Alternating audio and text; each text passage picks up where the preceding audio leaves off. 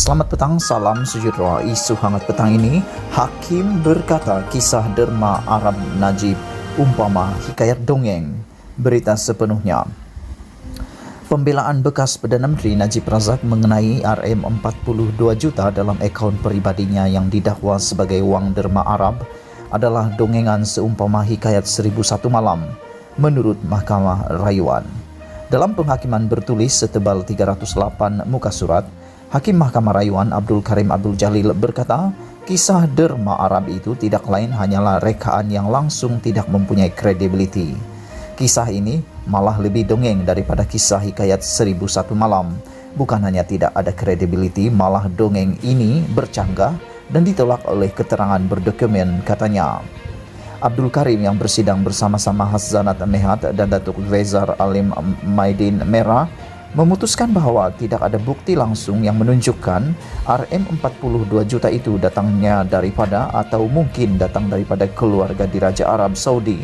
Malah tidak ada asas yang munasabah bagi perayu untuk mempercayainya. Dana ini datang daripada SRC International Sudan Berhad dan ia telah dibuktikan. Perayu yaitu Najib mendakwa bahwa dia mengandaikan dana yang masuk ke dalam akaunnya itu adalah derma daripada keluarga Diraja Arab. Bagi menyokongnya, rujukan dibuat kepada beberapa surat bertulis Arab yang dikatakan ditulis oleh putra Arab Saudi Abdul Aziz Al Saud bagi pihak Raja Arab Saudi. Bagaimanapun penulisnya tidak dipanggil dan ketulinan surat-surat ini tidak dibuktikan dalam perbicaraan ini. Kandungan surat-surat ini adalah keterangan dengar cakap yang tidak diterima masuk, kata hakim itu. Berhubung dua siaran akhbar oleh Peguam Negara pada 2016, Mohamed Apandi Ali yang memutuskan bahwa Najib tidak terlibat dengan sebarang aktiviti jenayah berkaitan SRC Internasional serta dananya di samping kes derma Rm 2.6 bilion, hakim itu berkata ia tidak bernilai. Sehingga kan walaupun selepas dua siaran akhbar berkenan, Suruhanjaya Pencegahan Rasuah Malaysia SPRM masih terus menyiasat sumber dana yang dikatakan dari Arab Saudi itu bagi memastikan sekiranya Rm 2.6 bilion yang masuk ke akaun perayu yaitu Najib adalah derma. Pegawai SPRM pergi ke Arab Saudi untuk menyiasat perkara itu, namun gagal mendapatkan sebarang pengesahan daripada pihak yang dikatakan penderma Arab dalam bentuk bukti yang boleh diterima. Oleh itu, siaran akhbar Mohamed Apandi itu tidak boleh diterima untuk membebaskan Najib daripada kesalahan dan ia juga tidak boleh membuktikan pendakwaan salah.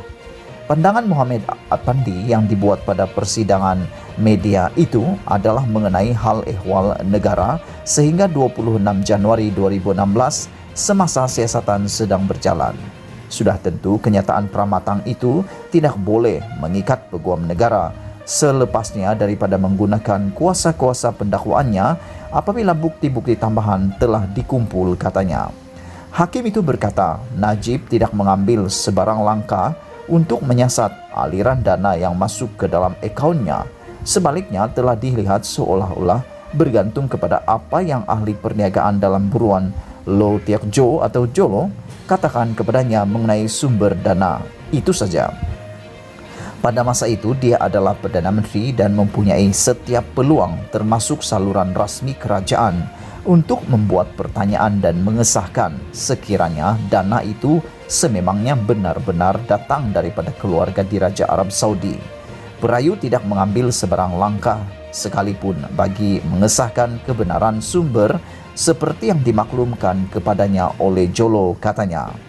Semalam panel itu sebulat suara mengekalkan sabitan dan hukuman penjara 12 tahun dan denda Rm 210 juta yang dijatuhkan ke atas Najib bagi kesalahan menyeleweng Rm 42 juta dana SRC Internasional.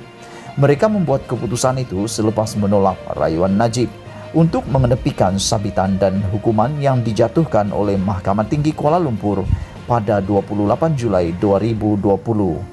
Bernama Dipetik dari Malaysia Kini. Sekian isu hangat petang ini. Jangan lupa tinggalkan komen Anda. Kita jumpa lagi. Bye-bye.